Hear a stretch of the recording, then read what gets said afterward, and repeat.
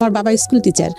তো আমি প্রচন্ড রকমের দুষ্ট ছিলাম। আচ্ছা, এত পরিমাণ দুষ্ট ছিলাম যেটা আপনি মানে আমি এখন চিন্তা করি যে আমি কি আসলে তখন মেয়ে ছিলাম নাকি ছেলে ছিলাম। ছেলেরা সাধারণত দুষ্ট হয়, হ্যাঁ ছেলেরা দুষ্ট হয় না। দুষ্ট হয় না, আচ্ছা। অর্থাৎ ফুটবল খেলা থেকে শুরু করে ক্রিকেট খেলা থেকে শুরু করে সব ধরনের খেলা থাকতেন। হ্যাঁ খেলতাম। তখনকার সময় কিন্তু আমাদের মানে ক্রিকেট খেলাটা আমরা কি দিয়ে, সুপারি দিয়ে, ব্যাট দিয়ে খেলতাম। আচ্ছা আচ্ছা। অর্থাৎ খেলাটা আমাকে প্রচন্ড রকমের, আব্বা ছিল প্রচন্ড রকমের রাগী একটা মানুষ। আব্বার মার খায়নি এরকম আমি না, শুধু আমাদের বাড়িতে কেউ আছে কিনা আমি জানি না। ওকে। অর্থাৎ আব্বা এত ভয়ঙ্কর রকমের রাগী একটা মানুষ। তো আমি যে এই দুষ্টামিগুলা করতাম কিংবা আমি যে এই খেলাধুলা করতাম, পড়াশোনা করতাম না, এবং এটার পরিবর্তে যে আব্বাকে আমার মার খেতে হবে এটা আমার মাথায় কিন্তু কাজ করতো না কখনো। আচ্ছা, যে আব্বা আমাকে পরবর্তীতে মারবে। যাই হোক, আপনি মারলেও আপনি দুষ্টুমির মধ্যেই থাকতেন, দুষ্টুমির ভিতরেই থাকতাম। তো একবার কি হলো, আমি আপনার ইসে গেলাম, ওই যে আমি যখন ক্লাস 6 কি 7-এ পড়ি, তখন আমাদের বাড়িতে অনেক বড় বাড়ি, আমাদের ফুফু চাচা কাজিন মিলে অনেক, আমরা প্রায় 17-18 জন একটা স্কুলে পড়ি। আচ্ছা আচ্ছা। তো আমার 2টা ফুফু আমাকে বললো কি চল কোথাও ঘুরে আসি। তো বাড়ির পাশে, আমাদের বাড়িটা কিন্তু একদম একটা গ্রাম, তো বাড়ির পাশে একটা গ্রামে গেলাম, মানে বনের ভিতরে, জঙ্গলের ভিতরে।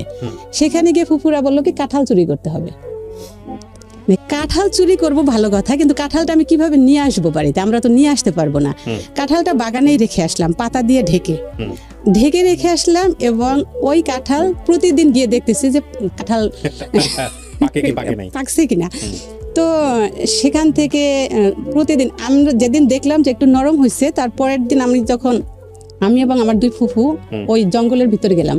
তো ওখানে গিয়ে দেখলাম যে কাঁঠাল পুরোটাই পেকেছে, তার মানে তারপর দিন খাওয়ার মতো অবস্থা হবে। আমার 2 ফুফুই কি করলো, তারা 2টো পলিথিন ব্যাগ নিয়ে গেল ওই কাঁঠাল ভেঙে নিয়ে আসার জন্য, বাড়িতে নিয়ে আসবে। কিন্তু আমার দ্বারা তো সম্ভব না ওই কাঁঠাল বাড়িতে নিয়ে আসা, কেননা তাহলে পিঠে মার একটাও নিচে পড়বে না, আমার মায়ের কিংবা আমার বাবার। আমি কিন্তু জানি যে এইসব কাজ করলে আমার বাবা মা আমাকে মারবে, কিন্তু আমি ওই সব কাজ এইগুলা নিয়েই এসেছিলাম। তো যাই হোক, ক্লাস 9 পর্যন্ত আমি গ্রামের বাড়িতে ছিলাম। ক্লাস 10-এ যখন উঠলাম, তখন আব্বা যে স্কুলের টিচার, সেই স্কুলটা ছিল খুব নামকরা স্কুল এবং রেজাল্ট খুব ভালো হতো। তো আমি তখন ক্লাস 9-এ যখন পড়ি, তখনই আব্বা ডিসিশন নিল যে আমাকে ওই স্কুলে নিয়ে যাবে। তো আমার রেজিস্ট্রেশন করালো, কিন্তু আমি 9-এর বছর আমাদের গ্রামের বাড়িতে থাকলাম। ক্লাস 10-এ যখন উঠলাম, তখন আমি আব্বা ওই যে স্কুলের টিচার ওখানে চলে গেলাম। তো আব্বা যেহেতু ওই স্কুলের টিচার, সেখানে আমাকে আর এই দুষ্টামিগুলো করা যাবে না, এটা আমার মাথায় আসলো। তখন থেকে আমি পুরোপুরি শান্ত এবং ভদ্র একটা মানুষ। তো আমি যখন স্কুলে যেতাম, সকাল থেকেই শুরু হতো, আসলে সকাল 8টা থেকেই প্রাইভেট, তারপরে স্কুল, তারপরে ছুটির পরে আবার প্রাইভেট, এই করেই আমার ক্লাস 10টা চলে গেল নানা বাড়িতে বসে। নানা বাড়ির পাশেই ছিল আমার ওই আব্বার স্কুলটা। তো ওখানে যেহেতু আব্বার স্কুল এবং আমি ওখানে লেখাপড়া করি, আমাকে ভালো রেজাল্ট করতে হবে, এটা আমার মাথায় লেখাপড়ার প্রতি প্রচণ্ড রকমের ছিল ছোটবেলা থেকেই। তো লেখাপড়া নিয়েই এই একটা বছর চলে গেল। তারপরে আমি এসএসসি পাশ করলাম, এসএসসিতে খুব ভালোই রেজাল্ট করলাম। কলেজে যখন ভর্তি হলাম, কলেজটা ছিল আমাদের বাড়ি থেকে 8 কিলো পায়ে হেঁটে যাওয়ার পথ। ওকে, মানে পায়ে হেঁটে 8 কিলো যেতে হবে আপনাকে? 8 কিলো। আচ্ছা। তারপরে নদী পার হতে হবে, নদী পার হয়ে আবার 2 কিলো। এই 10 কিলো রেগুলার আপনাকে যেতে হবে? 10 কিলো আমাকে কলেজে যেতে হলে এই 10 কিলো আমাকে হেঁটে যেতে হবে। হ্যাঁ। এবং এই 10 কিলো পথ আমি প্রতিদিন হেঁটে যাচ্ছি এবং হেঁটে আসতেছি। হেঁটে যেতেন আপনি? হ্যাঁ, একা। ওয়াও। তারপর একা আমি হেঁটে যাচ্ছি এবং হেঁটে আসতেছি। ওখান থেকে আমি এভাবে আমি কিন্তু এসএসসি পাশ করলাম। এসএসসিতেও আমি তখন সায়েন্স নিব, কিন্তু সায়েন্স আমি নিতে পারি না, যেহেতু আমাকে এত দূর যেতে হচ্ছে, এবং সায়েন্স নিলে আমাকে রেগুলার ক্লাস করতে হবে, হয়তো বর্ষার সময় আমি ক্লাস করতে পারবো না। এইসব চিন্তা ভাবনা করে তখন আমি আর সায়েন্স নিতে পারিনি, আমি তখন আর্টসে ভর্তি হলাম। আর্টস থেকে এইচএসসি পাশ করলাম। এইচএসসি পাশ করার পরে আমি যখন অনার্সে ভর্তি হব, তখন আমাকে ভর্তি করানো যাবে না, কেননা আমাকে বিয়ে দিতে হবে।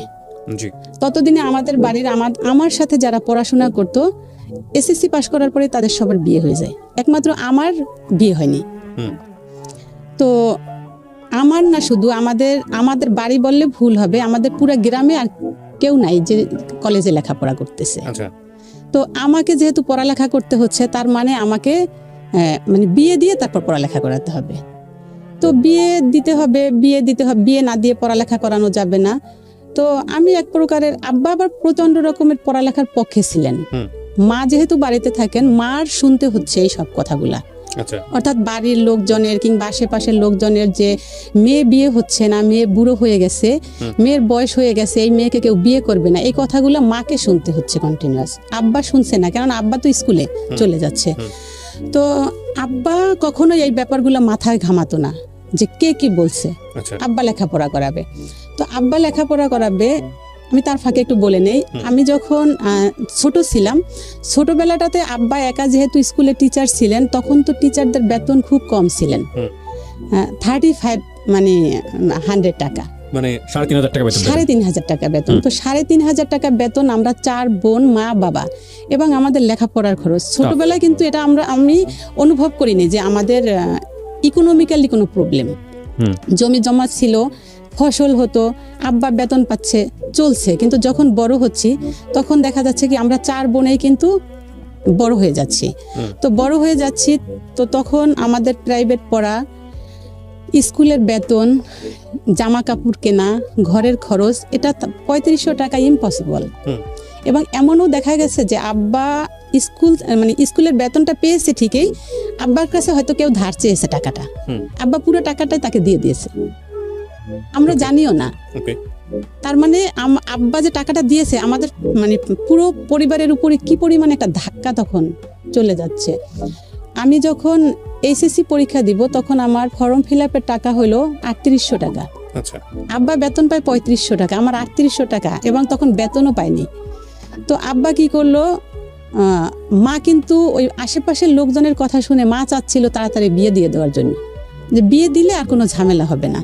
কিন্তু আব্বা তখন কি করলো, আমাদের বাড়িতে কিছু গাছ ছিল, সেই গাছগুলো বিক্রি করে আমাকে ফর্ম ফিল আপ করালো। তো ফর্ম ফিল আপ করানোর পরে পাশ করলাম। তারপরে তো এই অনার্সে ভর্তি হব, তখন আমার যে মান্থলি যে একটা খরচ, সেটা কে দিবে? আমি যখন অনার্সে ভর্তি হব, তখন আমাকে ভর্তি করানোর জন্য কোনো টাকা দেওয়া যাবে না, মাসে টাকা দেওয়া যাবে না।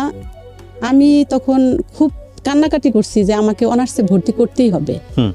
কিন্তু আমাকে ভর্তি করতে হলে আমার বাবাকে কোনোভাবেই সম্ভব না টাকাটা দেওয়া।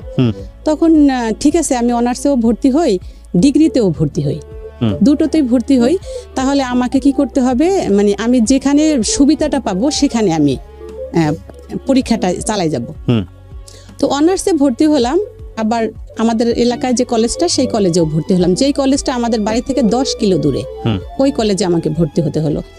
ওই কলেজেও ভর্তি হলাম, অনার্সেও ভর্তি হলাম, কিন্তু অনার্সটা আর আমার কন্টিনিউয়াস করা সম্ভব হচ্ছিল না। আচ্ছা, কেন? যেহেতু আমাকে ওখানে থাকতে হবে, হোস্টেলে থাকতে হবে। অনার্সে কোথায় ভর্তি হয়েছিল? বরিশাল বিএম কলেজে। ওকে। তো সেখানে আমাকে মাসে হোস্টেলের খরচটা দিতে হবে।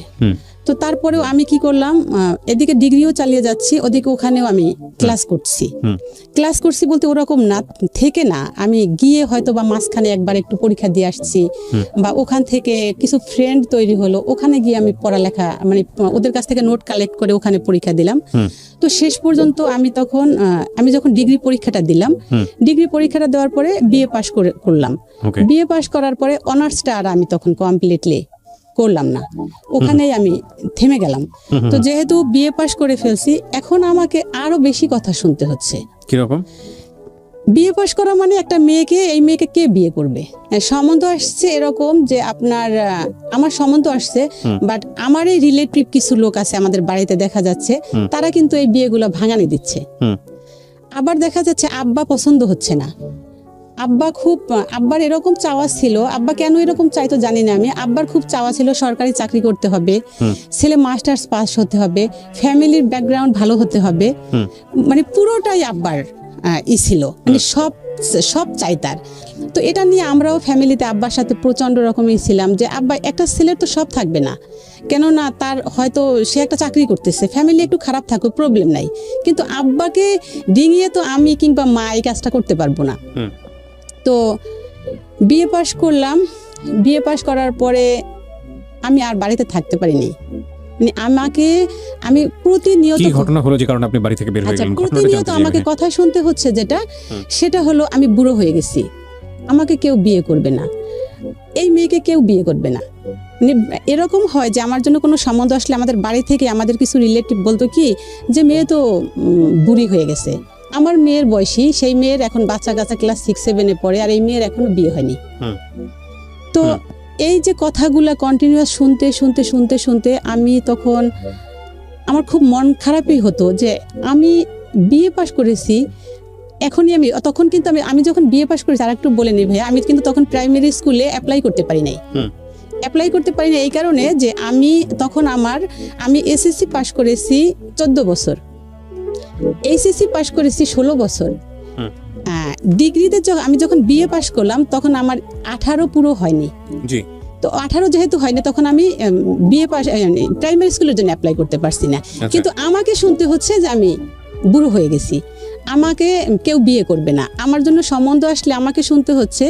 ইভেন পরবর্তী স্টেপে দেখা যাচ্ছে এরকম যে আমাকে যেহেতু আব্বা মাস্টার ডিগ্রি পাশ ছাড়া ছেলের কাছে বিয়ে দিবে, তো সেই ছেলেও দেখা যাচ্ছে এলাকায় পাওয়া যাচ্ছে না। সম্বন্ধ আসতেছে হয়তো মানে আর্মিতে চাকরি করে, কিংবা দেখা যাচ্ছে এইচএসসি পাস, আব্বা সেরকম ছেলের কাছে বিয়ে দিবে না। তো তখন আমি মাস্টার্সে যেহেতু ভর্তি হব, আমি তখন আমার মার সাথে করলাম যে মা আমি ঢাকা গিয়ে মাস্টার্সে ভর্তি হই এবং ওখানে গিয়ে আমি চাকরির একটা সুবিধা পাবো। তো মা তখন আমাকে ঢাকা আসতে দিবে না, ঢাকা যদি আসি তাহলে আমাকে আর কেউ বিয়েই করবে না। আচ্ছা। আমাকে মানে ঢাকা আসলে আমাকে আর কেউ বিয়ে করবে না, এমনিতে গ্রামে থাকি সেটাতেই এরকম অবস্থা, তো আমি ঢাকা আসলে আর কেউ বিয়ে করবে না। তো যখন আমি ঢাকা আসলাম তখন মার কাছে না বলেই আমি চলে আসলাম। আমার এক কাজিন ছিলেন, উনি ইত্তেফাকের ম্যানেজার, তো ভাইয়ার কাছে আব্বা একটা চিঠি লিখে তখন ভাইয়া খুব করে যে আমাকে একটা চাকরির ব্যবস্থা করে দিবে। তো আমিও ভাইয়ার বাসায় চলে আসলাম, ভাইয়ার বাসায় এসে আমি ঢাকা ইডেন কলেজে মাস্টার্সে ভর্তি হলাম, আর তার ফাঁকে আমি একটা চাকরি নিলাম। আচ্ছা। চাকরিটা নিলাম আমি হসপিটালে। মানে এই সময় কি বাড়ি থেকে একবারে বের হয়ে যাওয়ার মতোই, মানে বাড়িতে আর যেতে পারবেন না এরকম? হ্যাঁ, বাড়িতে আমি মানে মনে মনে আমি করলাম যে বাড়িতে আমি আর যাব না বিয়ে না হওয়া পর্যন্ত, অর্থাৎ বিয়ের জন্য আমার পুরোপুরি ফাইনালি যখন আমি শুনবো যে আমার বিয়ের একেবারে মানে পুরোপুরি তারিখ পড়েছে বা এরকম কিছু একটা, তখন আমি যাব, এর আগে আর আমি বাড়িতে যাব না। তো আমি তখন ঢাকায় এসে চাকরি করলাম। চাকরিতে আমার একটা বিশাল সুবিধা ছিল, সেটা হলো আমি এর আগে জানতাম না যে হসপিটালে মেয়েদের হোস্টেল থাকে। জি। তো আমি ওখানে চাকরি করার পরে দেখি যে আমাদের মেয়েদের হোস্টেল আছে। আমার জন্য এটা মনে হলো যে বিশাল একটা পাওয়া, যে আমি ঢাকায় থাকছি, চাকরি করতেছি, পাশাপাশি আমি একটা হোস্টেলের ব্যবস্থা পাচ্ছি এবং সেখানে ফুল সিকিউরিটি পাচ্ছি। মানে আমাদের হোস্টেলের সামনে সবসময় দারোয়ান থাকতো দাঁড়িয়ে, কথা কোনো ভিতরে কোনো ছিল না, ওটা ছিল পুরোটাই হসপিটালের।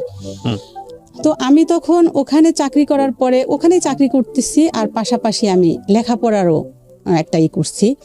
আমি চাকরি করে কিছু টাকা তখন বাড়িতে দেওয়ার চেষ্টা করলাম আমার মায়ের হাতে। আচ্ছা। আমার বাবার হাতে না, আমার মায়ের হাতে দেওয়ার চেষ্টা করলাম, যেহেতু আমার মা সংসার চালাচ্ছে, যে হয়তো মার কাছে 1000 টাকা কিংবা 2000 টাকা যদি মাকে আমি দেই, মা হয়তো অনেক খুশি হবেন। রাইট। তো আমি 2 বছর চাকরি করলাম। মানে তখন কি আপনি পত্রিকাতেই কাজ করতেন? না, পত্রিকাতে না, তাহলে আমার ভাইয়া চাকরি করতো ইত্তেফাক অফিসে, আমি চাকরি করতাম হসপিটালে। Hospital, right. হসপিটালে অ্যাকাউন্টসে চাকরি করতাম আমি। তো অ্যাকাউন্টসে চাকরি করতাম, পাশাপাশি আমার একটা সুবিধা হলো ওইটা যে আমার ঢাকা শহরে থাকার একটা স্থান হলো, যেখানে আমার আর কোনো টেনশন থাকলো না কার বাসায় থাকবো, কে করবে। এটা আমি যখন উত্তরে ক্রিসেন্ট হসপিটালে চাকরি করি তখন এই ভদ্রলোকের সাথে আমার সাথে। কোন ভদ্রলোক, কিভাবে পরিচয় হলো, ঘটনার দিকে জানেন? ওদের একটা কোম্পানি ছিল, লিফট কোম্পানি। তো সে আমাদের অফিসে লিফট বসাতো, লিফট বসানোর সুবাদে সে আমাদের অফিসে প্রায় আসতো। আমি তাকে দেখতাম কিন্তু কখনো আমার সাথে তার সাথে কথা হয়নি। আচ্ছা। তো সে 1.5 বছর মেবি আমাকে মানে কন্টিনিউয়াস দেখে যাচ্ছে, আমাদের সাথে কখনোই কোনো কথা হয়নি।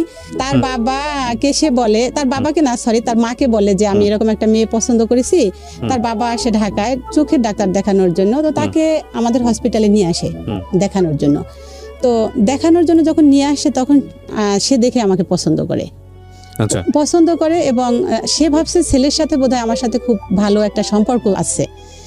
তা না হলে সে কেন দেখাচ্ছে? হুম। সে বলে গেছে যে তুই আমার পছন্দ হয়েছে, আমার যদি কোনো মেয়ের যদি কোনো আপত্তি না থাকে হুম। তাহলে তোরা বিয়ে করে ফেলিস, কোনো আপত্তি নেই আমার। আচ্ছা তো সে যেহেতু তার পরিবার থেকে একটা সাপোর্ট পেয়েছে, সেই ক্ষেত্রে আর কোনো ধরনের তার কাছ থেকে কোনো বাধা আসেনি।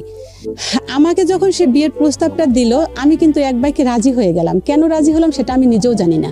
আচ্ছা পরবর্তীতে 1 মাস পরে, মানে আমি যখন সে আমাকে বলে যে আমি আপনাকে বিয়ে করতে চাই, আমাকে সে বলে কি যে আপনার কি কথা শোনার সময় হবে আমার সাথে? হুম। আমি বললাম যে না, আমার এখন কথা বলার মতো, কেননা এখন কারোর সাথে ঘুরতে যাব, কারোর সাথে গল্প করব, এই সময় আমার নেই। আপনি বিয়ে করবেন তাহলে বলেন, আপনার বিয়ে করে ফেলি। আচ্ছা তো এটা শুনে সে একটু অবাকই হয়ে যায় যে কি ব্যাপার, মানে সে যেটা চেয়েছে সেটা না বলে আমি এই উল্টো আমার তরফ থেকে তাকে বলতেছি যে আপনি বিয়ে করবেন তাহলে আপনি আমাকে বলেন, বিয়ে করে ফেলি। আচ্ছা ঠিক আছে, চলেন তাহলে বিয়ে করে ফেলি। আচ্ছা ঠিক আছে, চলে গেলাম কাজী অফিসে। গিয়ে নিজেরাই কাজী এটা কি মানে আপনার এরকম আপনার নিজের মধ্যে থেকেও একটা চাপ ছিল যে আমার বয়স বেশি হয়ে যাচ্ছে, সুতরাং কে নাকি বিয়ে করবে, এরকম কোনো ব্যাপার ছিল না? আমার এরকম মনে হচ্ছিল যে বিয়ে করে ফেলি, আচ্ছা মানে বিয়েটাই তো আমার লাইফের একটা বিয়ে করে ফেলি। কে সে কি করে না করে, তার বাড়ি ঘর কোথায়, তার সে মানে এগুলো মাথায় আসেনি। সে বলছে যে চলেন বিয়ে করে ফেলি। আচ্ছা ঠিক আছে, চলেন বিয়ে করে ফেলি। সে তার তার যে মেসেজ ছিল, সেই মেসেজ 2 ছেলেকে সে ডাকলো। আচ্ছা ডেকে আমাকে বলছে তার ছোট ভাই, আচ্ছা আপন ছোট ভাই। ওকে। পরবর্তীতে জেনেছি আমি যে সেটা তার আপন ছোট ভাই না, সেটা তার রুমমেট। আমাকে বললো যে আচ্ছা ঠিক আছে, আপনার অফ ডে কবে? আমার অফ ডে মঙ্গলবার। চলেন তাহলে মঙ্গলবারই বিয়ে করে ফেলি।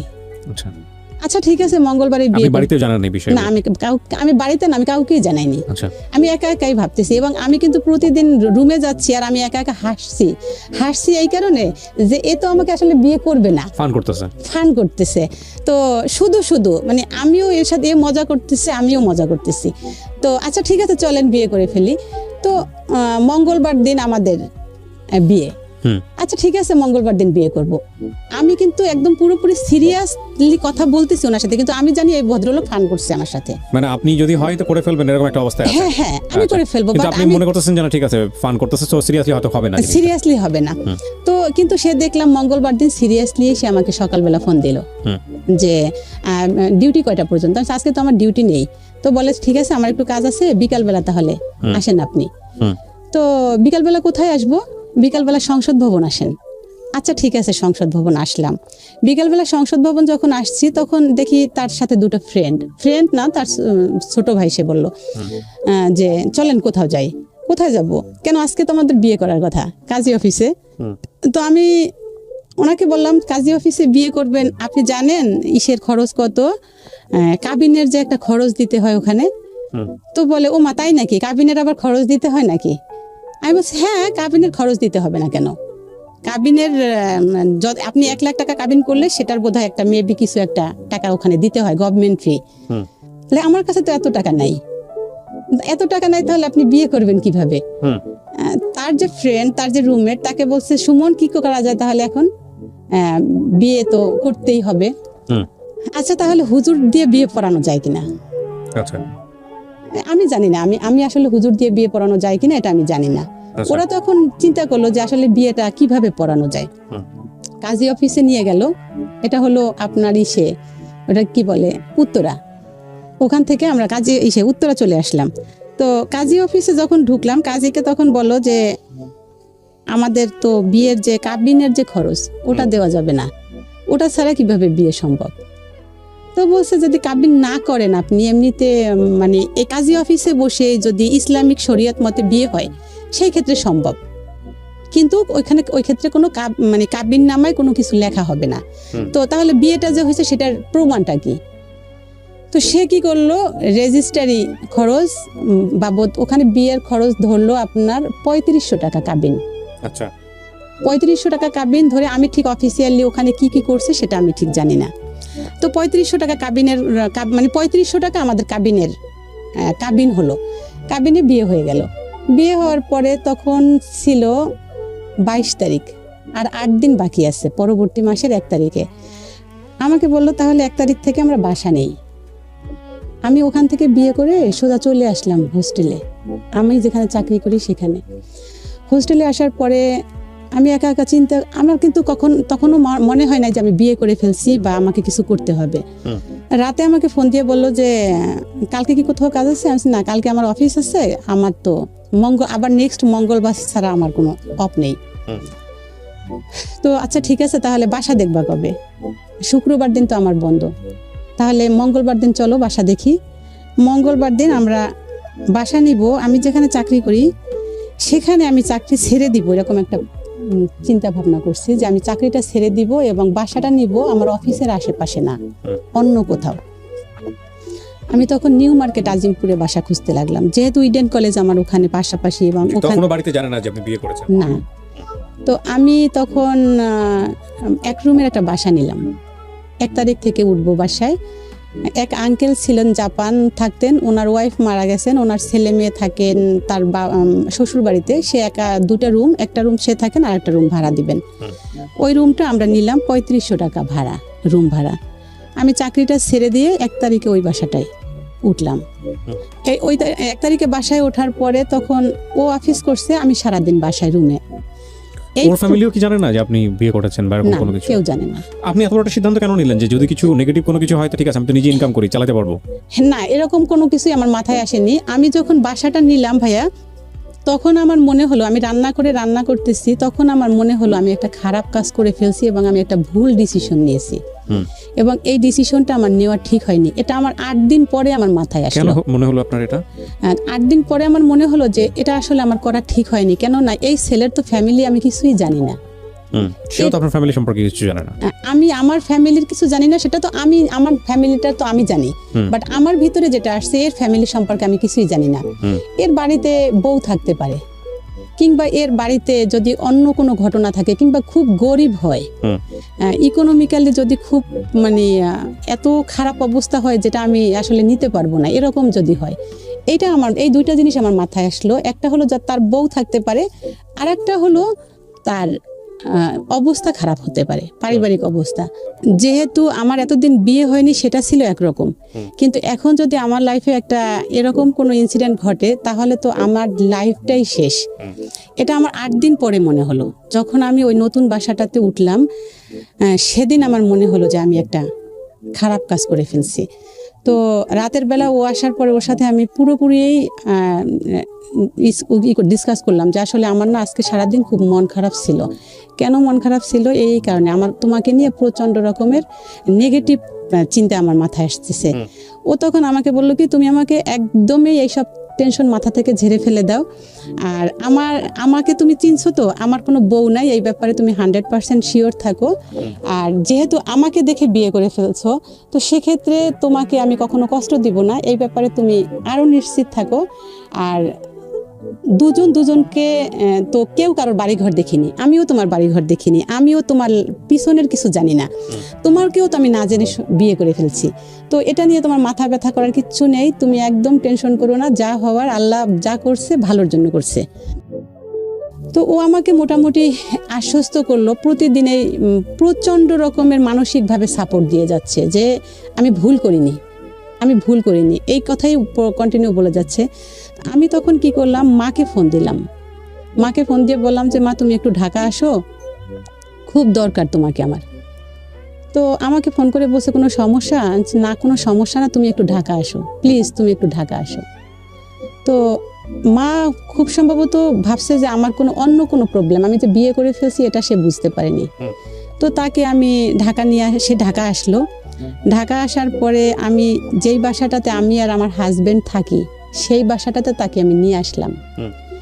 সে বাসায় এসে দেখে আমার হাজবেন্ড, দেখে তো আমার মানে কে, তো আমি খুব ইজিভাবে বলে ফেলছি যে মা, আমি খুব অপরাধ করে ফেলছি, আমি বিয়ে করে ফেলছি।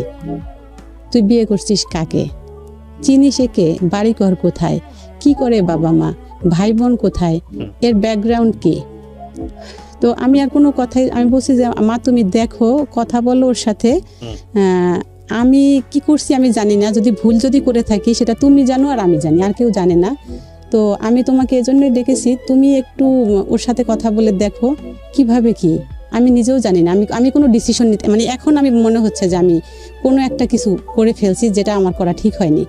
তো তুমি যেহেতু মা, তুমি এখন একটু চিন্তা ভাবনা করো এবং ওর সাথে কথা বলো, ওর সাথে কথা বলে দেখো আসলে কি। তো মা বোধহয় ওর সাথে আমার অ্যাবসেন্সে আমি অফিসে চলে গেলাম 9টার দিকে।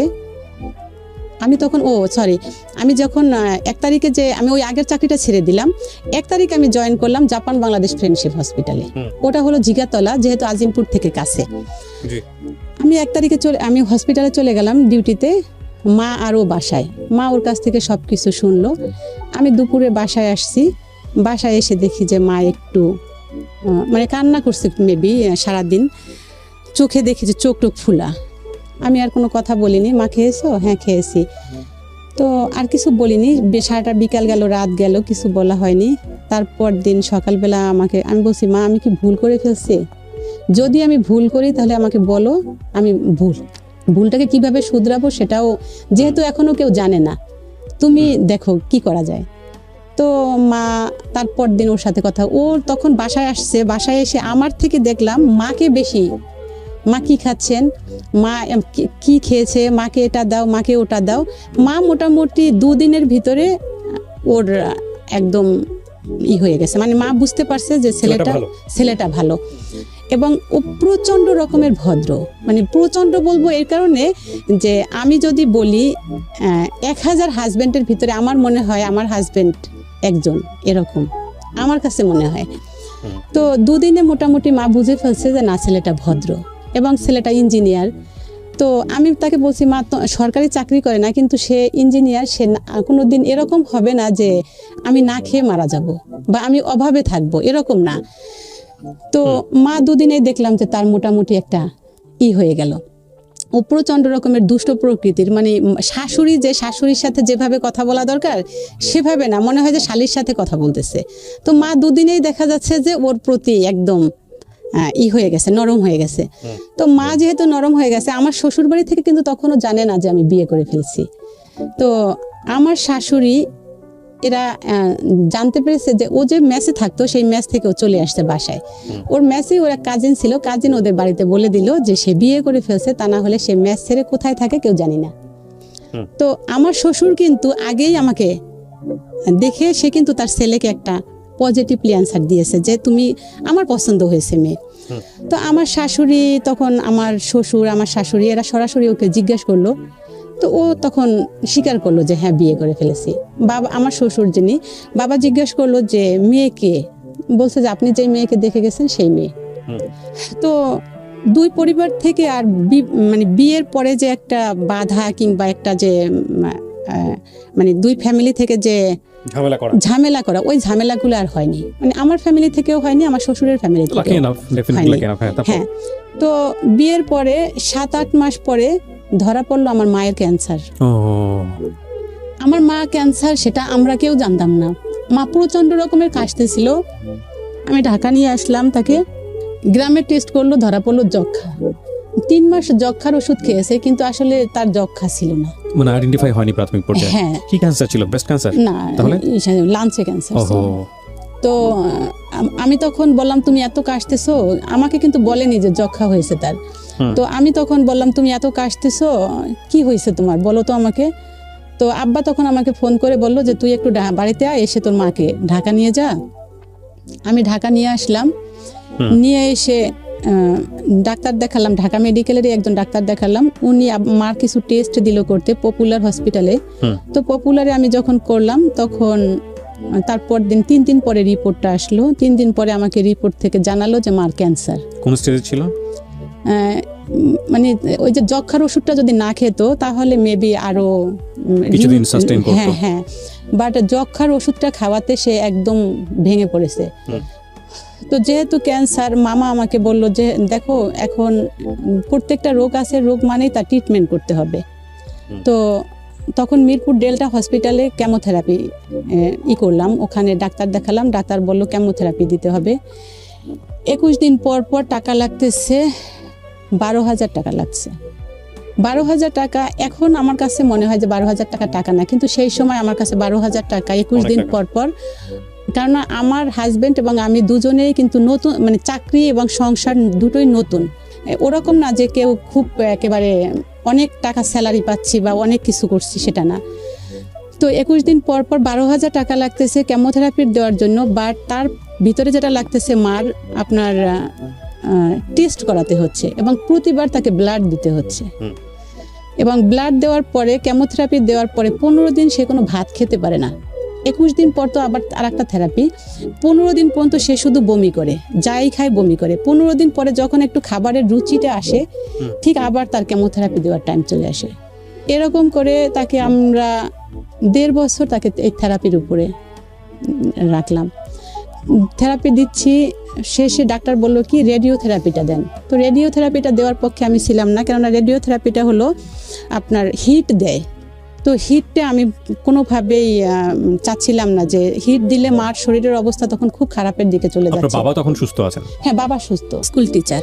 কিন্তু আমাকে এইগুলো সব আমি 21 দিন পর পর যখন আমার 12,000 টাকা লাগছে, তখন হয়তো বা দেখা যাচ্ছে 2-1,000 টাকা বা 2-3,000 টাকা আমার শর্ট পড়ছে। তো আমি তখন প্রেগনেন্ট, আমি তো হ্যাঁ ফার্স্ট বেবি, আমি প্রেগনেন্ট। মাকে একটা টেস্ট করতে হবে হোল বডি বন স্ক্যান, অর্থাৎ কেমোথেরাপি দেওয়ার পরে মার শারীরিক কন্ডিশন কী রকম সেটা জানার জন্য ডাক্তার একটা অ্যাডভাইস করলো হোল বডি বন স্ক্যান। হোল বডি বন স্ক্যানটা আপনার পপুলারে করতে লাগবে আপনার মেবি তখন 9,000 কি 10,000 টাকা, কিন্তু ঢাকা মেডিকেলে সেটা করতে লাগছে মাত্র 700 টাকা। তো 700 টাকার জন্য আমি যেহেতু টাকা আমার কাছে একটা তখন আমার কাছে খুব প্রবলেম টাকার জন্য। তো আমি তখন মাকে কি করলাম, আমি কিন্তু প্রেগনেন্ট তখন 7 মান্থ, মাকে নিয়ে আমি ঢাকা মেডিকেলে গেলাম। ঢাকা মেডিকেলে যাওয়ার পরে ঢাকা মেডিকেলে আমি যে সাফারটা হলাম, তখন ঢাকা মেডিকেলে আমাকে বললো কি এই টেস্টটা এখানে হয় না, কোথায় হয় আপনি 7 ফ্লোরে দেখেন। আমি 7 ফ্লোরে গেলাম, 7 ফ্লোর থেকে আমাকে বললো কি আপনি 9 ফ্লোরে যান। আমি 9 ফ্লোরে গেলাম, আবার ওখান থেকে বললো কি আপনি 3rd ফ্লোরে যান। আমি 3rd ফ্লোরে আসতেছি, 3rd ফ্লোর থেকে আমাকে আবার বললো আপনি 7 ফ্লোরে যান। অর্থাৎ আমি কিন্তু তখন 7 মান্থ। তো আমি তখন ওখানেই অসুস্থ হয়ে পড়ি হসপিটালে। আমার তখন শারীরিক প্রথম কথা হচ্ছে যে একটা প্রেগনেন্ট মহিলা সে তো আলটিমেটলি মেন্টালি প্রেশারগুলো নিতে পারবে না, তারপর তো ফিজিক্যালি তাকে দৌড়াদৌড়ি করতে হচ্ছে, মানে আপনার কথাই বলতেছে। আমি ভাইয়া এরকম দৌড়াদৌড়ি করছি, আমি সকালবেলা অফিসে গেছি, 2টার সময় বাসায় এসে মানে মাকে আপনার আরো তো ভাই বোন ছিল, তারা কোথায়? না, তারা সবাই বরিশালে।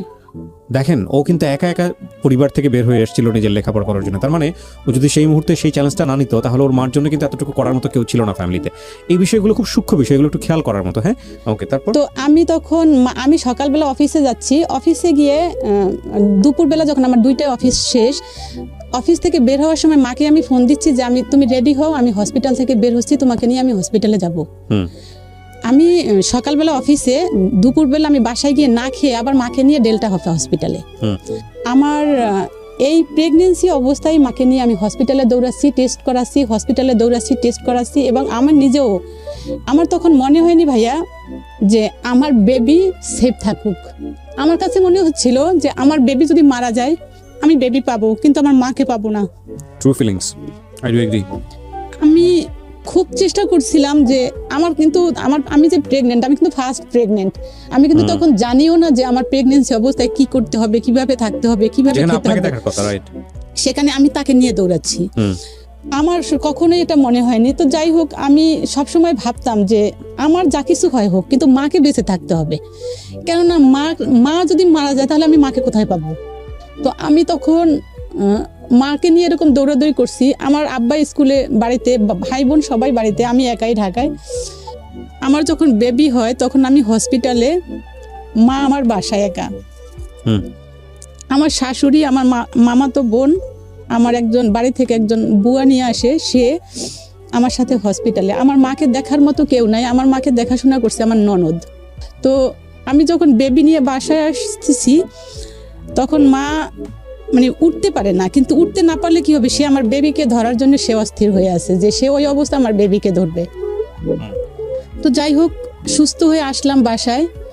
আমার তখন সিজার হলো, আমার বাসা ভাড়া, আমার মায়ের কেমোথেরাপি, এই সব কিছু আমাকেই করতে হচ্ছে। আমি বাসা ভাড়া দিতে পারি না 2 মাস। আমার বাসায় আমার বেবি হলো, তার 1 মাস পরে আমার বাসায় চলে আসলো হিজড়া। আমার বাড়িওয়ালা সেই হিজড়াদেরকে টাকা দিয়েছে, সে জানে যে আমার কাছে টাকা নেই। আমার তখন সিজার হওয়ার পরে 7 দিন পরে যখন আমি সেলাই কাটতে গেলাম তখন ধরা পড়লো আমার ইনফেকশন হয়েছে। ইনফেকশন আমাকে সকাল বিকাল 2 বার করতে হচ্ছে, ড্রেসিং করতে হচ্ছে। বাট আমার একটা প্লাস পয়েন্ট ছিল, আমি যে হসপিটালে চাকরি করেছি সেখানে আমাকে ওরা যে করছে ড্রেসিং করছে, সেই ড্রেসিংয়ের কোনো বিল নেয়নি ওরা। জাস্ট আমি যাচ্ছি আসতেছি, এই রিক্সা ভাড়া লাগছে আমার, কিন্তু ড্রেসিংয়ের যে একটা প্রতিবার 300 টাকা করে কিন্তু ড্রেসিং ফি, এই ড্রেসিং ফিটা ওরা আমাকে হসপিটাল থেকে নেয়নি। তো তারপরে তো সুস্থ হলাম আমি ঠিকই, কিন্তু আমার মা এই কিছুদিন পর কেমোথেরাপি তখন শেষ, তখন আর কেমোথেরাপি দিচ্ছি না, তখন ঔষধ খাওয়াচ্ছি। তো মাকে আমি তখন বললাম যে মা তুমি কি যেহেতু আমাদের কেমোথেরাপি দেওয়া শেষ, আমি কি তোমাকে হোমিওপ্যাথিক কোনো ডাক্তার দেখাবো কিনা। তো মা বলল যে যদি ভালো হয় মনে করিস তাহলে দেখা। তো হোমিওপ্যাথিক ডাক্তার দেখালাম, কিন্তু হোমিওপ্যাথিক ওষুধ আমার কাছেও কেন জানি ভালো মনে হয়নি। আমার হোমিওপ্যাথিক ডাক্তারের উপরে ওরকম অত আস্থা নেই, কেননা মনে হয়েছে যে একটা লং টাইম ওদেরই কোনো রেজাল্ট পাচ্ছি না, কোনো হচ্ছে না। মা আস্তে আস্তে দেখি যে খারাপের দিকে যাচ্ছে, খুবই খারাপের দিকে যাচ্ছে বলতে এরকম যে মা নিঃশ্বাস নিতে পারছে না, মা প্রচণ্ড রকমের কাশতেছে, মা শরীর খারাপ, মা হাঁটতে পারে না। ডাক্তার বলল যে ব্লাড দিয়ে দেখেন 2 ব্যাগ, হয়তো বা কিছুটাই হতে পারে। আমি তখন আমার বেবির বয়স 4 মাস, আমি তখন ব্লাড দিলাম। আমি কোথাও খুঁজিনি, কারণ আমার মনে হচ্ছিল যে আমার ব্লাড সবচেয়ে ভালো ব্লাড, কেননা আমার মায়ের জন্য আমার ব্লাডে সবচেয়ে পারফেক্ট। আমি আমার ব্লাড দিলাম, আমার বোনের ছেলে, মামাতো বোনের ছেলে ব্লাড দিল। ব্লাডটা দেওয়ার পরে মনে হলো কিছুদিন ভালোই ছিল, 2 মাস বোধহয় ভালোই ছিল, আবার দেখি খারাপের দিকে চলে যাচ্ছে। মা বাড়িতে গেল, সামনে ঈদ আসতেছে, বাড়িতে গেল, আমাকে বলতেছে যে তুই কি বাড়িতে যাবি? না মা, বাড়িতে যাব না, বাবু ছোট, এখন তো যাওয়া যাবে না। মা চলে গেল। কোরবানিতে মা আমাকে ফোন দিল যে তুই বাড়িতে চলে আসবি, বাবুর তখন বয়স 5 মাস, আমি বাড়িতে যাব কোরবানিতে। মা তখন কোরবানিতে আমার ডিসিশন নিল যে আমার সাথে সে ঢাকা চলে আসবে। আমাকে প্রতিদিন ফোন করে মা যে তুই কবে আসবি তুই। আমি প্রতিদিনই বলি মা কোরবানির তো এখন অনেক বাকি, তুমি কেন আমাকে বারবার ফোন করে বলতেছো কবে আসবি। ঠিক কোরবানির 15 দিন আগে তখন আমাকে বলছে যে যদি কোরবানির আগের দিন আসিস তাহলে এসে আর আমাকে কি দেখবি। এটা কেন বলছে এটা আমি জানি না। তখন আমি আমার হাজবেন্ডকে ফোন করে বললাম যে আমি এক্ষুনি গাড়িতে উঠতেছি, আমি বরিশাল যাচ্ছি। তো বলে মাথা খারাপ তোমার, কি হয়েছে, কেন এরকম করতেছো? আমি বলছি আমি 1 মিনিটও ঢাকায় থাকবো না, আমি এখন চলে যাব। আমার হাজবেন্ড অফিসে, আমি আমার মেয়েকে নিয়ে একা চলে গেলাম বরিশালে। মা যে আমাকে বললো যে তুই কোরবানির আগের দিন যদি আসিস তাহলে আমাকে এসে কি দেখবি। তো আমি আমার মেয়েকে নিয়ে 2টার গাড়িতে চলে গেলাম বরিশালে গিয়ে দেখি মায়ের চোখের দিকে তাকিয়ে দেখি যে মায়ের চোখ সাদা হয়ে গেছে। আমার কেন জানি মনে হচ্ছিল যে মা আর বাঁচবে না।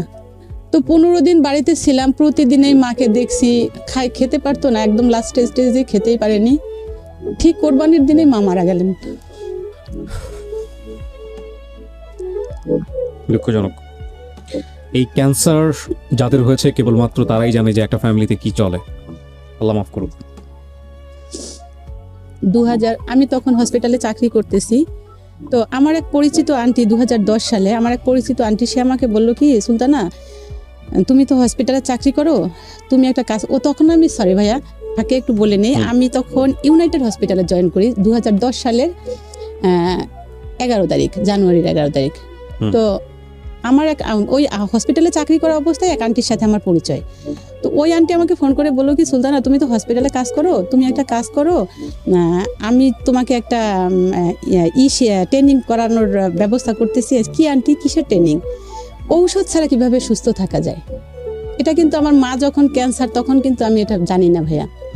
তো আমি যখন আন্টি আমাকে তখন বললো, আমি খুব আমার একটা ছিল ছোটবেলা থেকে, সেটা হলো সবকিছু আমাকে শিখতে হবে। মানে সেটা রান্না হোক, সেটা পার্লারের কাজ হোক, সেটা বুটিক্সের কাজ হোক, অর্থাৎ যে কোনো কিছু আমি দেখবো আমাকে এটা শিখতে হবে।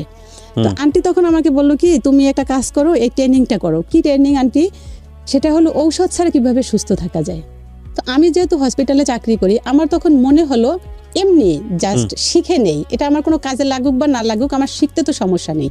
তো আমি যে ট্রেনিংটা ছিল কিন্তু 3 থেকে 4 দিনের, 3.5 দিন, মানে প্রথম 3 দিন ছিল পুরোপুরি, আর পরে একদিন ছিল একদম হাফ, 3.5 দিন ট্রেনিংটা আমাদেরকে যেটা শিখাইছে সেটা হলো যে আপনি যখন কোনো অসুখে ভুগবেন, আপনাকে ওই ওষুধটা, আপনি ওষুধ খেলে কিন্তু আপনি সাথে সাথে ভালো হয়ে যাচ্ছেন। যেমন আজকে ওষুধটা খাচ্ছেন, ব্যথার ওষুধ রাতে খেলেই কিন্তু আপনি রিমুভ হয়ে যাচ্ছে, যে আপনার ব্যথাটা একদম চলে যাচ্ছে, বাট আপনি কিন্তু পুরোপুরি রিমুভ হচ্ছে না। রাইট। আপনি কিন্তু কালকে আবার কিন্তু ওই পেইনটা আবার কিন্তু ফিল করবেন। তো আমাদেরকে যেটা শিখালো সেটা হলো, আপনি তো আকুপ্রেশার, আকুপাংচার এটার নাম শুনেছেন। তো আকুপ্রেশার, আকুপাংচার না, জাস্ট আকুপ্রেশার। কিন্তু আকুপ্রেশারের থেকে বড় যেটা, সেটা হলো আপনি পেশেন্টকে 1 ঘন্টা থেরাপি দিবেন এবং 1 ঘন্টা কাউন্সিলিং করবেন। আচ্ছা।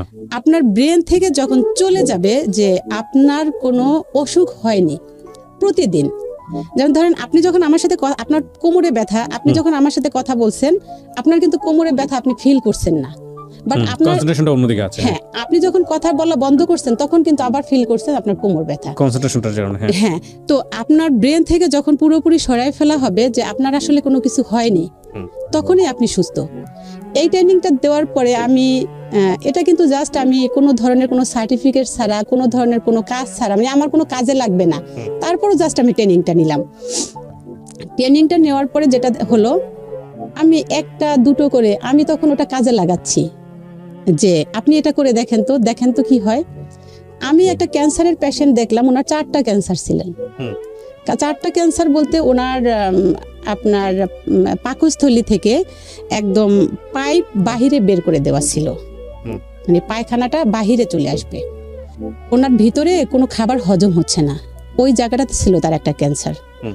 তার গল ব্লাডারে ক্যান্সার, তার জরায়ুতে ক্যান্সার। তো সে তখন সিঙ্গাপুরে অনেকবার কেমোথেরাপি নিচ্ছে। নেওয়ার পরে সে আমার এই ট্রেনিংটার কথা সে শুনলো, কার কাছে শুনলো এটা আমি জানি না। সে আমাকে একদিন ফোন করে বলল, আপনি কি সুলতানা বলছেন? হ্যাঁ। আপনি কি এটা ট্রেনিং করেছেন? হ্যাঁ, আমি ট্রেনিং করেছি। কেন? আপনি একটু আমার বাসায় আসবেন। তো ওনার বাসার অ্যাড্রেস আমাকে পুরোপুরি দিয়ে দিল। আমি বললাম যে আপু, আমি তো চাকরি করি, আমি তো শুক্রবার ছাড়া সময় হবে না। আচ্ছা ঠিক আছে, তুমি শুক্রবারই আসো। তো ওনার বাসা ছিল মগবাজার। আমি শুক্রবার দিন ওনার বাসায় গেলাম। ওনার সব হিস্টোরি আমাকে বললো, এই ঘটনা। আমি বাবা জীবনে আর কেমোথেরাপি দিতে চাচ্ছি না, মানে বেঁচে থাকি আর মরে যাই, আমি কেমোথেরাপি দিব না। মানে কেমোথেরাপিটা যখন ব্লাডের ভেন দিয়ে ঢুকে, তখন মা বলতো যে মনে হচ্ছে কি আগুন ঢুকে, মানে আগুন ভিতরে ঢুকতেছে। তো ওই আপু আমাকে বললো যে আমি জীবনে আর যাই হোক আমি কেমোথেরাপি দিব না, তাতে বাঁচি মরি। তো আমি তখন আপুকে বললাম, আপু আমার মায়েরও ক্যান্সার ছিলেন, মাও ক্যান্সারে মারা গেছেন। তো বলে তুমি তখন ট্রেনিংটা করোনি? না, আমি ট্রেনিংটা করিনি। তো আচ্ছা ঠিক আছে, আমি তোমার থেরাপিটা 10 দিন দিয়ে দেখব। আমি 10 দিন দেখব, 10 দিন দেওয়ার পরে যদি দেখি আমার কাছে ভালো লাগছে তাহলে আমি থেরাপিটা দিব। তো ওনাকে আমি থেরাপিটা দিলাম। থেরাপিটা দেওয়ার পরে উনি 10 দিন যেতে না যেতে 7 দিনের মাথায় বলছে আমাকে যে আমি বেটার ফিল করছি। আপনি কিভাবে বেটার ফিল করছেন? আমি তো আপনাকে কিছুই করি না এখনো। বলে যে না, আমি কেন জানি মনে হচ্ছে তোমার এই থেরাপিতে আমি সুস্থ হয়ে যাব। তো সে 3 মাস থেরাপিটা নিল। নেওয়ার পরে সে ইউনাইটেড হসপিটালে ক্যান্সার বিশেষজ্ঞ একজন ডাক্তার আসে, শান্তনু চৌধুরী, সে ওনাকে দেখালো। ডাক্তার তাকে দেখে বলল যে তোমার তো নেই, কি বলে, ক্যান্সার নেই তোমার শরীরে। আপনি কি করে বুঝলেন যে আমার শরীরে ক্যান্সার নেই? বলে তোমাকে দেখে মনে হচ্ছে না, ক্যান্সারের যে পেশেন্ট, এই পেশেন্টদেরকে যেভাবে দেখায় তোমাকে সেরকম দেখায় না। তো ওই আপু তখন শান্তনু চৌধুরীর সাথে আলাপ করলো যে আমি ওর কাছ থেকে এই থেরাপিটা নিচ্ছি, আপনি কি এটার সাথে একমত কিনা এবং আপনি এই থেরাপিটা নেওয়ার পক্ষে কিনা। তখন ওই শান্তনু চৌধুরী বললো যে তুমি তো অনেক বড় কিছু নিয়ে ফেলতেছো, মানে আমার কাছে আসছো, তুমি তো তার থেকে বড় কিছু নিচ্ছ, যে তুমি কাউন্সিলিং করে একটা পেশেন্টকে যে পুরোপুরি সুস্থ করা যায় সেটার ব্যাপারে সে 100% একমত, শান্তনু চৌধুরী। তো তারপর দিন সে অ্যাপোলো হসপিটালে তার পুরো বডি চেক আপ করলো এবং তার কোনো ক্যান্সারের আসেনি। 3 দিন পরে তার রিপোর্ট আসলো, তার কোনো ক্যান্সারের জীবাণু তার শরীরে নেই। তো আমি শুধু ভাইয়া এই পেশেন্ট না, আমি আরো এরকম প্রায় 10-12টা পেশেন্ট দেখেছি, খুব যে বেশি দেখেছি তা না, সবগুলো পেশেন্টই মোটামুটি সুস্থ হয়ে গেছে। তখন আমার মাথায় আসলো যে আর একটু বলে নে, এর ভিতরে আমার সেকেন্ড বেবি হলো। সেকেন্ড বেবি হওয়ার পরে সেকেন্ড বেবি যখন হবে তার আগে আমি MBA-টা করে ফেললাম অতীশ দীপঙ্কর ইউনিভার্সিটি থেকে। আমি যখন ইউনাইটেডে চাকরি করি তখন থেকেই আমি চাকরি এবং পাশাপাশি MBA-টা করে ফেললাম। তো MBA-টা করার পরে আমি 2014 সালের সেপ্টেম্বরের 9 তারিখ জয়েন করলাম IFIC ব্যাংকে। IFIC ব্যাংকে যখন জয়েন করলাম তখন আমার মনে হলো যে আমি ব্যাংকে চাকরি করছি, ভালোই তো, মানে ব্যাংকে চাকরিটাই ছিল আমার খুব মানে প্রিয় একটা জব। যে আমি আমার হাজবেন্ডকে বলতাম যে আমি যদি স্যালারি ছাড়াও হয় তাও আমি জীবনে একবার ব্যাংকে চাকরি করব, ব্যাংকে আমাকে চাকরি করতেই হবে। আমি যখন 2014-তে জয়েন করলাম ব্যাংকে, তার 1 বছর পরে আমার বেবি হলো, 2015-তে আমার বেবি হলো। তো এই ব্যাংকে জব করার পরে তখন আর আমি ওই থেরাপিটা আর কাউকে দিচ্ছি না, যেহেতু আমি হসপিটাল থেকে আমি একটা আলাদা প্রফেশনে চলে আসছি। এখানে আর আমার সাথে পেশেন্টের সাথে, আমি ইউনাইটেড হসপিটালে চাকরি করা অবস্থায় দেখা যাচ্ছে আমার সাথে কারোর না কারোর মাধ্যমে যোগাযোগ হতো বা কেউ না কেউ ফোন করতো। তো আমি যেহেতু ব্যাংকে চলে আসছি, এখন আর আমি ওখানে মানে ওই জায়গাটাতে ওই প্রফেশন আর আমি ফিরে যেতে পারছি না। তো 1 বছর পরে 15-তে আমার ছেলে হলো। ছেলে হওয়ার পরে আবার চাকরিতে জয়েন করলাম ব্যাংকে জয়েন করার পরে আমার মনে হলো যে না, আমার আসলে ফ্যামিলিতে একটু সময় দেওয়া দরকার। কেননা আমার ছেলে এবং মেয়ে, আমি যদি চাকরিটাকে আমি পার্মানেন্টলি নিয়ে নিই তাহলে আমার ছেলে মেয়েকে কে দেখাশোনা করবে, এবং মেয়ে বড় হয়ে যাচ্ছে, ছেলেও বড় হয়ে যাবে, কে ওদেরকে স্কুলে নিয়ে যাবে, কেই করবে। আমি তখন আমার হাজবেন্ড বললো কি তাহলে একটা কাজ করো তুমি, আমার ব্যাংকে কিন্তু আমি মার্কেটিংয়ে ভাইয়া, তো মার্কেটিংয়ে সেহেতু আমার ব্যাংকে ওইরকম সময় আমাকে দিতে হচ্ছে না। তো আমার হাজব্যান্ড বললো যে তুমি চাকরিটা ছেড়ে দাও, সংসারেই শুরু করো পুরোপুরি। কিন্তু সংসার তো আমি করব ঠিক আছে, কিন্তু আমার নিজের তো একটা আইডেন্টিটি লাগবে। আমি যতই চাকরি ছেড়ে দেই, সংসার করি, আমার নিজের তো আর কিছুই থাকলো না। তখন আমি একা একা খুব ভুগতেছিলাম যে আমি আসলে কি করব, আমি কি চাকরি করব নাকি ছেলে মেয়ে দেখব। তো আমি যখন ইউনাইটেড হসপিটালে চাকরি করি তখন আমি ওখানে বসে দেখতাম যে অনেক পেশেন্ট, আমি কিন্তু অ্যাডমিনে ছিলাম, তো আমাকে মাসের 26 তারিখ থেকে 30 তারিখ পর্যন্ত স্যালারি শিটটা আসতো, এবং এই স্যালারি শিট নিয়ে আমাকে প্রতিটা ওয়ার্ডে যেতে হতো স্টাফরা সবাই ঠিকমতো আছে কিনা, কেননা স্যালারিটা তো ব্যাংকে চলে যাবে, ওরা ছুটিতে। তো আমি যখন ওয়ার্ডে যেতাম তখন আমি এরকম দেখেছি পেশেন্ট যে বাবা মা মানে ছেলে মেয়ে বিদেশে গেছে বা তাদের অফিসিয়ালি কোনো কাজে বাইরে গেছে, মাকে কার কাছে রেখে যাবে, মাকে হসপিটালে রেখে যাচ্ছে, মাকে হয়তো 2 মাস 3 মাস হসপিটালে রেখে যাচ্ছে। তো আমি তখন চিন্তা করলাম যে ওখানে বসে তখন দেখেছি যে অনেক বাবা মা যে ছেলে মেয়ে বাইরে যাচ্ছে বা মাকে কার কাছে রেখে যাবে। তো আমি যখন আমি চাকরি ছেড়ে দিব এবং বাসায় থাকবো এরকম একটা চিন্তা ভাবনা করলাম, তখন আমার কাছে কিন্তু তখন বেশ কিছু টাকা আছে ভাই, আমি তো বলে নিলাম, আমি এই যে থেরাপি দিচ্ছি এবং অফিসে চাকরি করেছি, এই টাকাগুলো কিন্তু আমার কাছে সব জমানো আছে।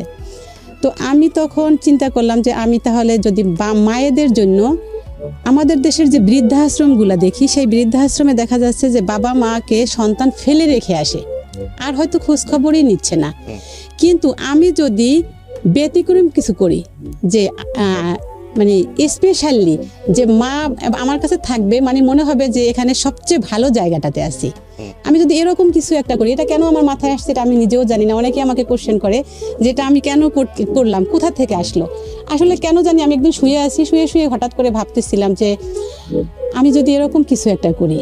তো আমি আমার হাজব্যান্ডের কাছে কিন্তু বলিনি, কেন বলিনি, আমার হাজব্যান্ডের একটা আছে, সেটা হলো ওকে যখনই আমি কোনো কথা বলবো তখনই ও প্রথমে ওইটার একটা নেগেটিভ সাইড যতগুলো থাকে সেগুলো এনে দাঁড় করায়। তো ওকে না বলে আমার এক কাজিন আছে, ওর সাথে আমি আলাপ করলাম যে এরকম আমি একটা কিছু করতে চাচ্ছি, তুই কি বলিস। তো ও আমাকে বলে কি আপনি আমাকে পুরো থিমটা দেন তাহলে আমি বলতে পারবো। তো ওকে যখন আমি পুরাটা বললাম, ও তখন আমাকে বললো যে আপু আমি একটা কাজ করি, এটা একটু দেখি তো একটু ফেসবুকে দিয়ে এটার কীরকম রেসপন্সটা কীরকম আসে। তো ফেসবুকে ও কিন্তু আমাদের তখন কিন্তু অফিস নেওয়া হয়নি, কিছুই নেওয়া হয়নি, জাস্ট এমনি ফেসবুকে একটা ও ছেড়ে দিল। এরপর থেকে ফোন আসা শুরু করলো, এটা কোথায়, কত টাকা রেট, মানে সব কিছু জানার একটা আগ্রহ তৈরি হলো। তো এত পরিমাণ আমি রেসপন্স পাচ্ছিলাম, তখন ও আমাকে বললো যে আপু আপনি শুরু করেন, আমার মনে হয় আপনি আগাবেন। আমার হাজব্যান্ডের কাছে আমি না বলে আমি কি করলাম, আমার ওই কাজিনকে নিয়ে শুরু করলাম যে তুই আমার সাথে থাকবি, তোর ভাইয়াকে কিন্তু আমি কিছুই বলবো না, যখন একদম পুরোপুরি শুরু করব তখন তাকে আমি বলবো। তো আমার হাজবেন্ড বুঝতে পারছিল যে কিছু একটা আমি করব, কিন্তু তাকে আমি কিছুই বলিনি। তো আমার ওই চাচাতো ভাইটাকে নিয়ে আমি শুরু করলাম বাসা দেখা।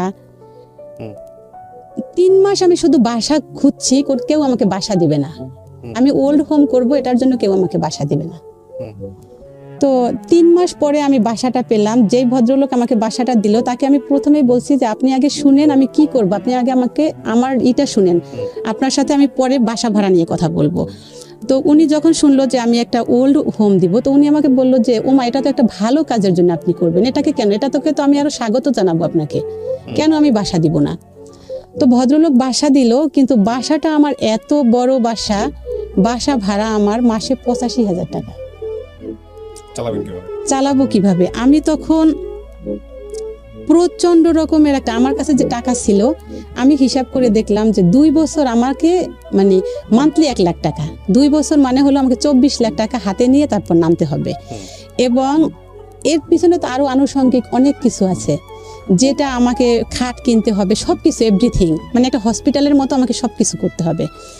তো আমি তখন এটা শুরু করার সময় আমি যখন থেরাপিটা দিলাম তখন আমাকে রাওয়া ক্লাব থেকে ইনভাইট করা হলো যে কিভাবে ঔষধ ছাড়া সুস্থ থাকা যায়, এটা নিয়ে একটু আপনি আমাদের ক্লাবে একটু আলোচনা করবেন আমাদের সবার সাথে, যেহেতু আমাদের সবার বয়স হয়ে গেছে। তারপরে আমি এটা শুরু করলাম।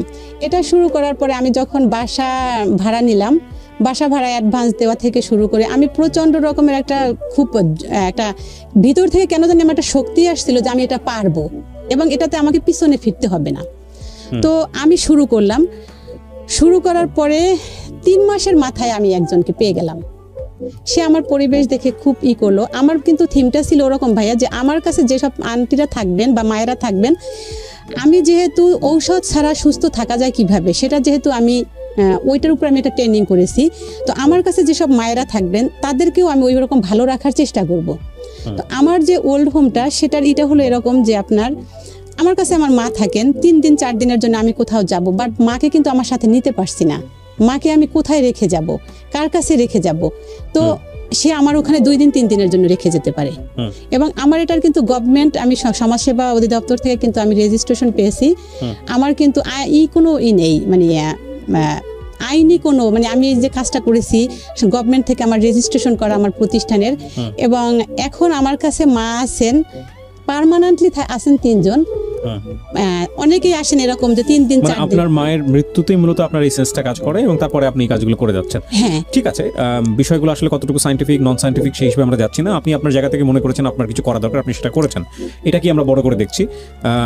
আর একটা বড় জিনিস যেটা চলে আসে সেটা হচ্ছে যে আপনি এই গল্পটা আজকে এই মানে রেডিওতে আপনি কেন বললেন? আমি 2টো জিনিস বলতে আসছি এখানে। একটা হলো আমাদের দেশের অনেক মেয়েরা আছেন যে তারা দেখা যাচ্ছে যে খুব ভালো স্টুডেন্ট, বাট বাবা মায়ের চাপে পড়ে বা পারিপার্শ্বিক চাপে পড়ে তারা বিয়ে করার জন্য মানে বিয়ে দিয়ে দিচ্ছে। বিয়ে হোক সমস্যা নাই, কিন্তু লেখাপড়াটা যেন চালিয়ে যায়, কারণ এর বিকল্প কিছু নেই। এর বিকল্প কিছু নাই। আমি লেখাপড়া করছি, আমি চাকরি করতেছি, আমার বাবা মাই কিন্তু আমার সেটার ফল ভোগ করছেন। কাজেই আমার বিয়ে হলে ওখানেই কিন্তু আমার লাইফটা থেমে যাচ্ছে। আমি যেভাবে আসছি, আমাদের বাংলাদেশের প্রতিটা মেয়ে যেন এইভাবে আসে। ভাই আমি আরেকটু বলে নিচ্ছি এটার আপনার এই মাধ্যমে, আমি আমার এই মমস কেয়ার সেন্টারের পাশাপাশি আমি আমাদের দেশের যেসব গ্রামের গঞ্জে যেসব মেয়েরা থাকেন যে হয়তো পারিবারিক অবস্থা খুব একটা ভালো না, বাট খুব ব্রিলিয়ান্ট, ঢাকা কোথায় থাকবে, কার কাছে থাকবে, আমি কিন্তু ওই মেয়েদেরকে কিন্তু খুব সাপোর্ট দিব। এবং এটাও শুরু করেছি যে ওরা ঢাকা আসবে, কোথায় ঢাকা ভার্সিটিতে ইন্টারভিউ দিবে বা কিংবা কোথাও চাকরির জন্য কাউন্সেলিং করার যে ব্যাপারটা বা গাইডলাইন দেওয়ার যে ব্যাপারটা, হ্যাঁ, গাইডলাইন দেওয়ার ব্যাপারটা। অর্থাৎ বিউটিফুল। আমি একটা জিনিস যেটা বুঝি যে না, ডেফিনেটলি আপনি একটা, আমাদের একটা কথা আছে সম্ভবত ম্যাকগ্রেগরের থিওরি, মোটিভেশনের থিওরির একটা লাস্ট স্টেজ যেটাকে বলা হয় সেলফ এস্টিম। মানুষের আসলে প্রথম চাহিদাটা শুরু হয় বেসিক থেকে, লাইক ফুড চাই, ক্লোথ চাই, শেল্টার চাই, এবং তারপর একটা সময় মানুষ সেটাকে সোসাইটিতে কিছু কন্ট্রিবিউট করার চেষ্টা করে। মানুষ শেষ পর্যায়ে গিয়ে জীবনে যেটা চায় সেটা হচ্ছে, যদি অ্যাচিভমেন্টের জায়গা থেকে বলি তাহলে সেলফ এস্টিম। আর এই সেলফ এস্টিম স্টেজ মানে আত্মমর্যাদা যেটাকে বলি আমরা, এটাকে যদি মানুষ অ্যাচিভ করতে চায় বা এই জায়গাটাকে যদি বেশি ফোকাস, লাইক ধরেন একটা মানুষের সমাজে অনেক কিছু আছে, টাকা পয়সা আছে, বাড়ি গাড়ি আছে, জমি জমা আছে, তার জীবনে কোনো অভাব নাই, সে সারা জীবন বসে বসে খেতে পারবে, তাহলে ওই মানুষটা কেন পৃথিবী বেঁচে থাকবে? তার দরকারটা কি আসলে? সে দরকারের জায়গাটা হচ্ছে সে মানুষ তখন নিজের সুনাম চায়, নিজের সামাজিক পরিচিতি চায়, আমি যদি সহজ করে বলি। তো এই সামাজিক পরিচিতি বা মানুষের কাছে পপুলার হওয়া বা মানুষের কাছে পরিচিত হওয়া, সুপরিচিত জন হওয়া, এটা আসলে তখনই সম্ভব যদি একটা মানুষের মধ্যে লেখাপড়া থাকে, যদি একটা মানুষের মধ্যে নিজে থেকে নিজে আর্ন করার ক্ষমতা থাকে। ন্যাচারালি আমি যেটা বলছি, এর বাইরেও যে এক্সেপশনাল কেস নাই তা না, অবশ্যই আছে, তবে সাধারণত হয় লেখাপড়া, নিজের পায়ে দাঁড়ানোর ক্ষমতা, নিজে আর্ন করার ক্ষমতা এবং নিজেকে নিজে চালিয়ে নেবার ক্ষমতা, এবং একই সাথে একজন কমিউনিটি মানুষ হয়ে ওঠা, যে না আমার কমিউনিটিতে কন্ট্রিবিউট করার একটা জায়গা আছে। আমি আজকে এখানে যে মানুষটার গল্প এখানে প্রেজেন্ট করলাম, এখানে যদি একটা ছেলেকে বসিয়ে দিতাম তাহলে এটা কোনো গল্পই না, এটা সব ছেলের জীবনেই কম বেশি আছে, রাইট? কিন্তু একটা মেয়ের জীবনে কিন্তু এটা একটা গল্পের এই কারণে যে আমাদের যে সমাজ, সেই সমাজে একটা মেয়েকে আমরা যত কিছুই বলি না কেন, দেখবেন যে একটা মেয়েকে বড়ই করা হয় বিয়ে দেওয়ার জন্য, মূল কনসেপশনের জায়গা থেকে ঠিক আছে মেয়েটা বড় হচ্ছে, কোনো রকম লেখাপড়া শিখে একটা ভালো ছেলের হাতে দিয়ে দেওয়া, এটাই হচ্ছে বাবা মায়ের একমাত্র উদ্দেশ্য। জায়গাটাতে নিশ্চয়ই পরিবর্তন আসছে, কিন্তু এখনো মোস্ট কমন সিনারিওটা হচ্ছে এটাই। সেই রকম একটা পরিবেশে বড় হয়ে আমাদের আজকে যিনি অতিথি ছিলেন, তিনি সেই জায়গাটা থেকে বের হয়ে এসছেন। না, নিজে একটা বিয়ে করেছেন, সেভাবে আমরা বিয়ে করাটাকে সাপোর্ট করি না। যদি এটা একটা ভুল সিদ্ধান্ত হয়ে যেত তাহলে নিশ্চয়ই এটা নিয়ে তার পুরো জীবনটাই আলোচিত হতো, সমালোচিত হতো, নিজের জীবনের বাকটা হয়তো পরিবর্তন হয়ে যেতে পারতো, কিন্তু সেটা হয়নি। সেখানে তিনি একজন ভালো মানুষ পেয়েছেন, 12 বছরের মতো সংসার, আমি যদি ভুল না করে থাকি। সেখানে তিনি সামাজিক মানুষ হয়েছেন এবং একটা ছেলে হয়ে যে দায়িত্বটা পালন করার কথা ছিল তার মায়ের প্রতি, তিনি শহরে এসেছিলেন বলে সে দায়িত্বটা পালন করতে পেরেছেন। শুধু পেরেছেন তাই না, সেই ঘটনা থেকে শিক্ষা নিয়ে নিজের পরিসরে মায়েদের জন্য কিছু করার চেষ্টা করছেন। একেবারে গ্রামীণ পরিবার থেকে উঠে আসা, সেই 10 কিলোমিটার পায়ে হেঁটে স্কুলে যাওয়া বা কলেজে যাওয়ার যে ঘটনা, সেখান থেকে একজন নারী সমাজের একজন নিজেকে আলোকিত করা এবং চারপাশকে আলোকিত করার জন্য কিছু করে যাচ্ছেন।